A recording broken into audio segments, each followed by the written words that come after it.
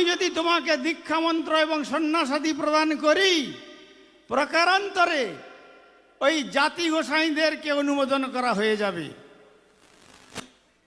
যেমন ডাক্তারের বেটা ডাক্তার হয় না, ব্যারিস্টারের পুত্র ব্যারিস্টার হয় না, জাজের পুত্র জাজ হবে এমন কোনো গ্যারান্টি নেই, মাস্টারের ছেলে যে মাস্টার হবে এমন কোনো গ্যারান্টি নেই। কিন্তু এই মতবাদকে খণ্ডন করার জন্য শ্রীল ভক্তি বিনোদ ঠাকুর বললেন, তুমি যাও, তোমার জন্য গুরুপাদ পদ্ম শ্রীল গৌর কিশোর দাস বাবাজি মহারাজের চরণে গিয়ে তুমি তাঁর চরণাশ্রয় করো। কিন্তু তিনি গৌর কিশোর দাস বাবাজি মহারাজের চরণে পৌঁছলেন। পৌঁছানোর পরে বললেন, ভক্তি বিনোদ ঠাকুর আমাকে পাঠিয়েছেন, আমাকে মন্ত্র প্রদান করতে হবে।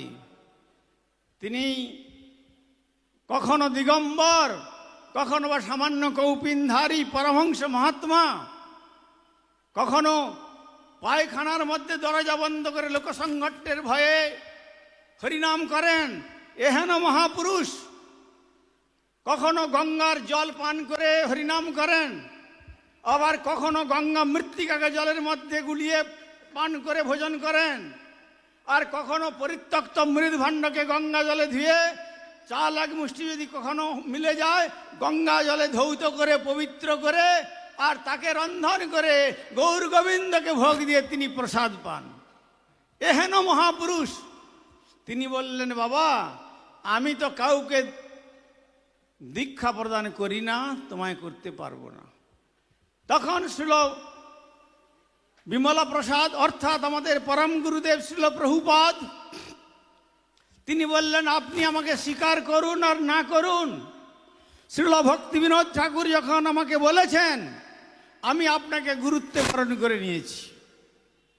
তার অনেক অনুরোধ বিনয় নম্রতা দেখে গৌর কিশোর দাস বাবাজি মহারাজ বললেন, আচ্ছা তুমি আজ যাও, আমি চিন্তা করি তোমাকে আমি দীক্ষা মন্ত্র দিতে পারবো কিনা। পরের দিন গেলেন, পরের দিন গিয়ে বললেন, চিন্তা তো করেছিলাম কিন্তু গৌর নিত্যানন্দকে এখনো জিজ্ঞাসা করি নাই। গৌর নিত্যানন্দকে জিজ্ঞাসা করি, তিনি যদি অনুমোদন করেন তারপরে আমি ব্যবস্থা করব। তারপরে গেলেন, বললেন জিজ্ঞাসা করেছিলাম কিন্তু কোনো উত্তর আসে নাই। তারপরে আবার গেলেন, যখন আবার গেলেন তখন বলছেন যে আপনি কপট চূড়ামণির সেবা করে আমাকে বঞ্চনা করতে চাইলেও আমি কিন্তু আপনার চরণ ছাড়তে পারবো না যতদিন আমার দেহে প্রাণ আছে। আচ্ছা ঠিক আছে, তুমি আজকে যাও, একটু ভালো করে গৌর নিতাইকে জিজ্ঞাসা করি। যেই এই কথা বললেন, তার পরের দিন যখন গেলেন তখন গৌর নিতাই রাত্রিতে তাকে প্রত্যাদেশ করেছেন যে গৌর কিশোর বাবাজি মহারাজ, তোমার কাছে যে বিমলা প্রসাদ এসেছে এই বিমলা প্রসাদকে তোমার সাধনার শক্তিরূপী শ্রী মন্ত্র প্রদান করো। এই মন্ত্র শক্তির প্রভাবে তিনি জগৎগুরু যুগাচার্য রূপে প্রতিষ্ঠিত হয়ে সারা বিশ্বের মানুষকে হরিনাম সংকীর্তনের প্লাবনে ভাসিয়ে দেবেন। সারা বিশ্বের মানুষ তারা তাদের হারানো পথের সন্ধান লাভ করতে পারবে। কলিযুগের যুগধর্ম নাম সংকীর্তন যে কথা শ্রীমন মহাপ্রভু প্রচার করেছেন সেই ধর্ম প্রচারিত হবে। সুতরাং রাধা ঠাকুরানী, গুরুদেব গৌর কিশোর দাস বাবাজি মহারাজ, শ্রীল ভক্তি বিনোদ ঠাকুর, তারপরে আবার ধর্মরাজ পর্যন্ত। আমি একটু কথা বলে নিচ্ছি।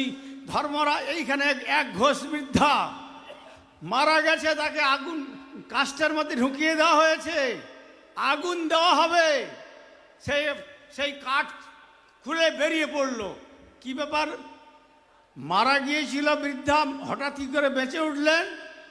তখন বেঁচে উঠে তিনি বললেন, ধর্মরাজ যমরাজ তাকে বলেছেন, দেখো তুমি প্রভুপাদের স্থান থেকে এই যমলোকে আসতে হলো তোমাকে, এমনই তোমার দুর্ভাগ্য। যাও তোমার ঘোষপল্লী থেকে একটা মহিষ শ্রী চৈতন্য মঠ আকর মঠের সেবায় প্রদান করো, আর তোমাকে আমার এই যমলোকে আসতে হবে না। ইহলোক ছাড়িয়ে পরলোক ছাড়িয়ে প্রকৃতির পরপারে ব্রহ্মাণ্ডের পরপারে সেই গোলক বৃন্দাবনে গৌর গোবিন্দের পাদ পদ্ম লাভ করতে পারবে। এহেন মহাপুরুষ আমাদের পরম গুরুদেব শ্রীল প্রভুপাদ ভক্তি সিদ্ধান্ত সরস্বতী গোস্বামী ঠাকুর